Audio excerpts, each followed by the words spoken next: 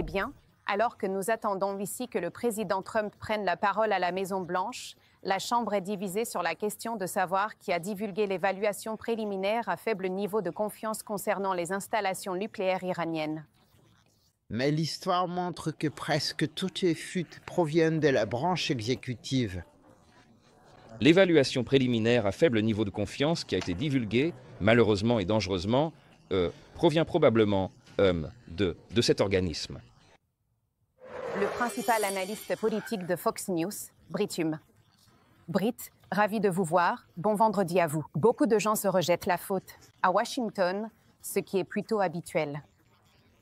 Le président accuse les démocrates d'être à l'origine de cette fuite alors que la Maison-Blanche mène vraiment cette guerre contre l'auteur de la fuite et veut le poursuivre en justice aussi vite que possible.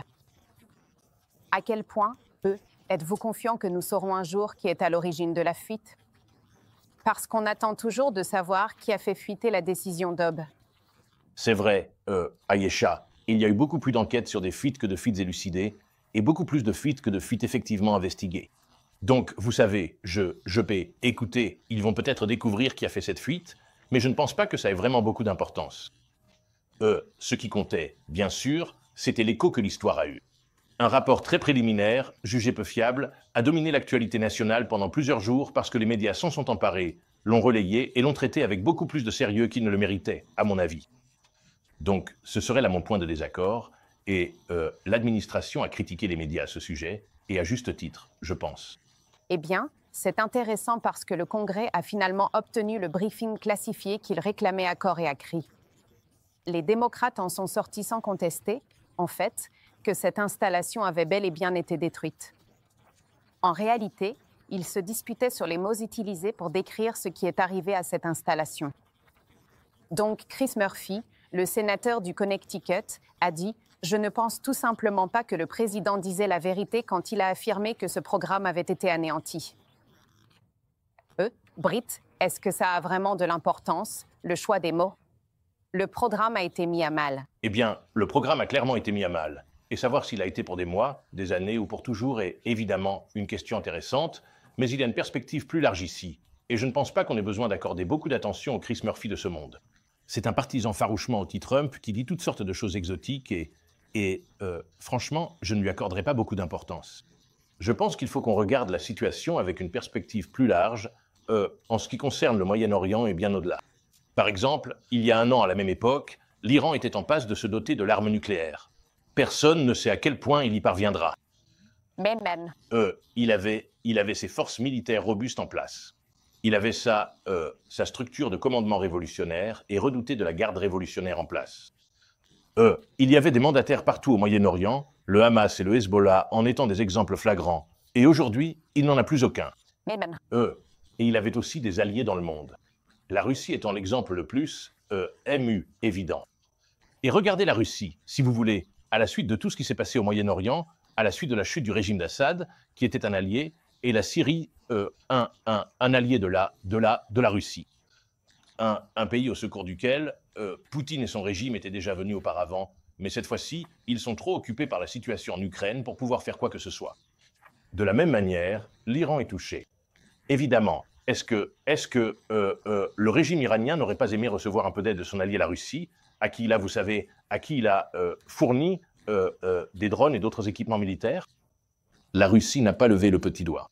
Son ami la Chine non plus, qui, vous savez, obtient son pétrole d'Iran. Ils n'ont rien fait non plus. Et l'une des choses les plus importantes, je pense, Ayesha, c'est que quelle que soit l'évaluation finale et complète des dommages considérables de la bataille suite à ce bombardement aérien, les États-Unis ont pu y parvenir et se rendre là-bas de manière totalement invisible, indétectée par les systèmes de défense et sans être pris pour cible par le régime iranien et faire ce qu'ils ont fait, en plus de ce qu'Israël avait déjà accompli. C'est absolument étonnant et remarquable. Et je pense que cela réorganise l'échiquier sur la scène internationale d'une manière qui, vous savez, toute la guerre des 12 jours se produit d'une manière que je n'aurais jamais imaginé voir se produire aussi rapidement ou aussitôt. Brit, je veux vous faire écouter ce petit extrait du président aujourd'hui. C'est passé inaperçu, mais il a traité l'ayatollah de menteur. Il essaie de manipuler son peuple, disant que l'Iran a gagné cette guerre contre Israël. Le président dit qu'il bombarderait à nouveau l'Iran si cela devait arriver. Regardez ça.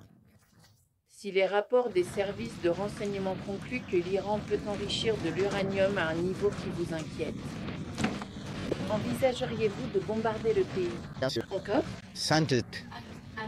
Et comment fais-tu? Je veux savoir ce que tu en penses parce que je pense que ce que tu dis ici, c'est que l'histoire qui est oubliée est ce que cela a fait à l'Iran, la situation dans laquelle il se trouve, où il n'a plus d'amis, plus d'alliés, et il se retrouve dans une situation assez difficile. Eh bien, l'autre chose, concernant ce qu'a dit le président Ayesha, c'est que nous avons prouvé que nous pouvions le faire. Et même Assem. Ils ne l'ont pas vu venir, ils ne pensaient pas que ça allait arriver. Ils n'ont rien pu faire, ils n'ont même pas eu le temps de tirer un coup. Je ne suis même pas sûr que leur système ait pu détecter les bombardiers B-2 qui arrivaient. Israël a prouvé qu'il pouvait neutraliser leur système de défense aérienne, ce qu'il avait déjà fait il y a quelque temps, et qu'il pouvait détruire une grande partie de leurs installations de missiles balistiques. C'est quelque chose qu'Israël et son allié, les États-Unis, pourraient vraisemblablement refaire si nécessaire. Évidemment. Ensuite, l'ayatollah sort et parle de cela comme d'une grande victoire pour l'Iran, et comment il a giflé les États-Unis en pleine figure, ou peu importe comment il a formulé, c'était manifestement ridicule.